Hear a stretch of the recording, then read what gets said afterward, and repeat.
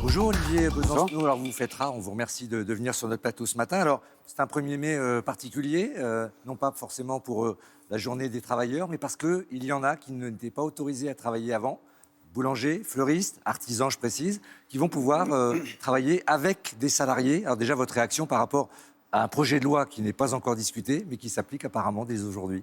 Ouais, qui va donc déjà plus vite que la musique. En plus, c'est une sacrée usine à gaz parce que pour s'y retrouver, il faut quasiment un GPS en fonction des évolutions par jour. Et puis une petite attaque au passage à l'inspection du travail qui est théoriquement indépendante. On donne quand même des instructions sans le dire. Voilà, mais je pense que derrière Alors, tout le ça... Premier ministre avait effectivement, dans un premier temps, dans la cour de Matignon, annoncé qu'il avait eu un accord avec les fleuristes et les boulangers. Il est revenu dans un communiqué un peu plus tard, le 28 avril, en disant qu'effectivement, les inspecteurs du travail pouvaient faire leur travail normalement, c'est-à-dire verbaliser ceux qui ne respectent pas la loi, mais laquelle, c'est là où on est complètement perdu un petit peu ce matin. Ouais, je pense que ça fait partie du jeu, mais je pense que derrière tout ça, il y a une fixette, il y a une offensive idéologique qui tend d'ailleurs pas simplement depuis des années à vouloir s'attaquer au premier parce que c'est un jour chômé, férié, c'est aussi parce que ça représente une journée de lutte. Pour moi, le 1er mai, c'est une journée de lutte. C'est une histoire particulière dans l'histoire de notre pays, marquée sous le sceau de la répartition des richesses, du partage du temps de travail. Historiquement, c'est ça, en 1889, quand le mouvement socialiste international décide qu'il y a une journée internationale de mobilisation, c'est pour la journée de 8 heures. Il faudra attendre 1919. Et il y a eu des morts. C'est-à-dire qu'il y a des générations qui se sont battues. Pour ça, je me permets de le dire. Avant nous, il y a des générations d'ouvriers, d'ouvrières, de travailleuses, de travailleurs, de chômeurs, de chômeuses, de retraités, qui ont lutté parfois de haute lutte, non pas pour la fermeture des boulangeries, mais pour que tout le monde puisse manger du pain. Donc c'est quelque chose de sérieux. Donc pour moi, ça c'est... inverse complètement, Oui, au-delà de la symbolique, ça inverse c'est une l'histoire inversion du 1er mai. Absolument, c'est une inversion supplémentaire des thématiques. Il ne faut pas tomber dans le panneau. C'est l'occasion aussi de rappeler l'urgence de la question sociale dans notre pays, parce qu'en effet, on est en période de crise. On a parlé de l'inflation qui augmente. On pourrait parler, par exemple, de l'indexation des salaires sur les prix. Par exemple, ça, c'est une mesure qui peut être portée par l'ensemble du mouvement ouvrier, de la gauche, sociale et politique, quelles que soient ces divergences. Est-ce que vous diriez, parce qu'on entend, par exemple, Gabriel Attal, qui avait récupéré la proposition de loi qui a été rejetée par ses auteurs, bon, ça c'est la fameuse motion de rejet préalable, il dit dans le Figaro hier, le droit du travail empêche trop souvent le droit au travail. C'est quand vous parliez du coin enfoncé dans le 1er mai, c'est la présidentielle qui commence sur cette thématique du travail. Oui, qui est une vieille thématique, mais qui n'est pas une thématique du travail. C'est une offensive contre le monde du travail. Vous diriez que c'est antisocial, cette petite réforme, ces dérogations ? Oui, mais c'est une dérogation supplémentaire. Il faut mettre ça dans perspective d'une attaque au long cours qui est faite contre l'ensemble du Code du travail, l'ensemble des droits, ce qui globalement permet à la population de s'en sortir, d'être protégée d'une manière ou d'une autre. Une offensive de plus, là on pourrait réclamer autre chose. Je parle de l'urgence sociale. Il y a par exemple l'usine de fabrication de Stellantis à Poissy qui est en train de fermer. On a des salariés qui se mobilisent. On a des suicides au travail. Il y avait un rassemblement. On est au 12e suicide de cheminots depuis le mois de janvier. Donc on est dans une nouvelle affaire France Télécom, par exemple. On parle d'accidents au travail.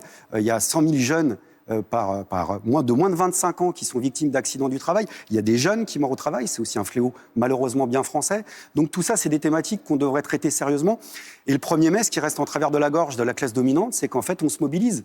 Voilà, le problème, c'est pas simplement jour férié, pas jour férié. C'est qu'aujourd'hui, on va descendre dans la rue, et pas simplement en France, pour appeler à tout ce beau monde qu'on va pas se laisser faire. Et peut-être que, ils le savent pas, mais il y a encore un code du travail, il y a encore des droits, précisément parce que d'autres avant nous se sont battus et on va faire respecter ces droits. L'argument de donner plus de pouvoir d'achat, pour vous, c'est un argument fallacieux, c'est en fait d'attaquer le Code du travail frontalement, que ce soit du côté d'Édouard Philippe ou du côté de Gabriel Attal. Ouais, tous ceux qui nous... Vous savez, c'est comme les heures sup, augmenter les salaires. Augmenter les salaires, vous verrez qui postule aux heures supplémentaires. Augmentez bien les salaires. Vous verrez qui postule aux heures supplémentaires. Cette histoire de soi-disant liberté de choix, c'est pas vrai, en réalité. Il n'y a pas de volontariat dans l'entreprise. Non, parce qu'en réalité, c'est le chantage à remplir son frigo. Voilà. Donc augmentons les salaires, rétablissons bien l'indexation des salaires sur les prix. Ça existait au début des années 80, ce n'était pas le socialisme intégral pour autant. Voilà. Et là, on pourra discuter tranquillement de ce qu'est le libre choix des salariés dans l'entreprise, de travailler toujours plus, etc. Donc là, on est vraiment dans le pur choix de la discussion idéologique sur le libéralisme. Et comme à chaque fois, il y a deux camps politiques qui s'opposent. Alors, c'est un projet de loi, je le rappelais, donc il n'a pas été discuté et donc encore moins voté. Vous appelez à ce que et les députés de gauche et les syndicats se mobilisent, alors on n'a pas encore le calendrier, mais contre ce projet de loi. Est-ce que c'est encore possible ou est-ce que, dérogation par dérogation, ce combat-là n'est pas déjà perdu ? Écoutez, moi, je pense que ça va se passer dans la rue. Par ailleurs, mes appels, je peux les faire, mais j'ai pas le bras super long. Ce que j'espère, c'est l'unité sociale et politique, parce que malheureusement, ça manque dans le camp des organisations syndicales, des organisations politiques.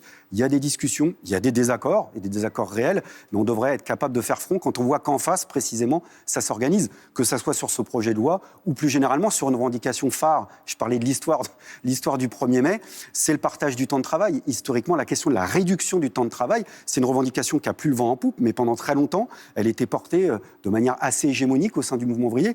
Il est temps de le refaire parce qu'il y a toujours des chômeurs et des chômeuses dans ce pays. Il y a toujours des millions de personnes qui attendent une chose, c'est de pouvoir bosser. Et à l'intérieur des entreprises, qu'est-ce qu'on vous propose? De travailler toujours plus longtemps. C'est illogique. On devrait partager le travail entre tous les bras, tous les cerveaux disponibles. Ça passe par la réduction du temps de travail. Ça, c'est une proposition. Si j'ai un appel à faire, je le fais, mais je ne sais pas si je serai plus entendu que Alors on fera sur le demain, sujet bien précédent. évidemment, le bilan de la participation des salariés dans les différentes boulangeries ou chez les fleuristes, et on verra si les salariés ont répondu à l'appel volontairement ou pas. Oui, mais par ailleurs, même pour le petit commerce, si je peux me permettre, Oui, bien sûr. le problème des petits commerçants et des artisans, c'est plutôt la grande distribution, par exemple, de manière générale, le restant de l'année. Voilà, le gouvernement n'est pas en guerre contre la grande distribution. Donc ceux qui n'exploitent qu'eux-mêmes, y compris chez les petits commerçants, je pense que leur camp, aussi social et politique, c'est précisément celui du mouvement ouvrier et du mouvement d'émancipation au sens large. Donc ces divisions-là entre nous, je ne les accepte pas non plus. Alors on parlait du pouvoir d'achat, il y a une crise au Moyen-Orient depuis la fin février qui pèse là aussi sur le pouvoir d'achat des Français. On a eu quelques chiffres de l'INSEE, une consommation à zéro. Alors il n'y a pas que la guerre, mais ça en fait partie. Et surtout une très forte hausse des prix de l'énergie, du gasoil et des différents super sans plomb et autres. Est-ce que vous trouvez que le gouvernement, par ces aides ciblées, répond à la crise? On voit bien que les Français ont fait un choix, par exemple, c'est de moins consommer, de moins se déplacer. Est-ce que le gouvernement répond tout en essayant de maintenir ces déficits à un niveau acceptable?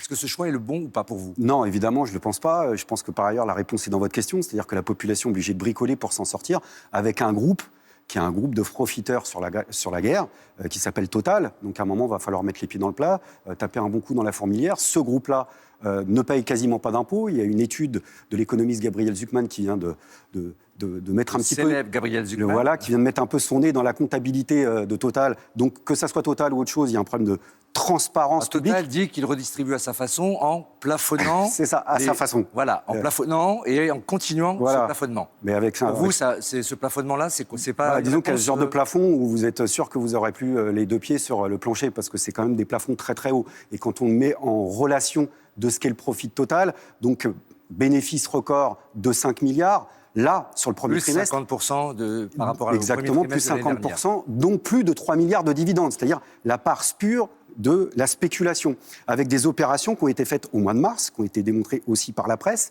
c'est-à-dire que Total va, par exemple, prendre la possession de 70 cargaisons de pétrole pour en fait spéculer. Mais quand le gouvernement dit que c'est important d'avoir un groupe en français, Total, qui participe à sa façon à l'effort, c'est quoi? Mais en quoi il participe à l'effort? Par exemple, en plafonnant, c'est ce que... Ouais, je vous dis, mais c'est un plafond ridicule, on est à plus de 2 euros. Donc il faudrait une taxe sur là, les super profits des pétroliers? Oui, il faut ça. Avec un rendement... mais sauf qu'il s'arrange, puisque la dernière fois qu'il y a eu ce type de soi-disant super taxe, en réalité, 2023, Gabriel Zucman prouvait que Total a réussi à passer au travers. Donc, une fois de plus, il faut la publication des livres de comptes et la transparence. Mais là, c'est une proposition concrète. Oui, parce qu'il y a les 3 milliards de dividendes, en France.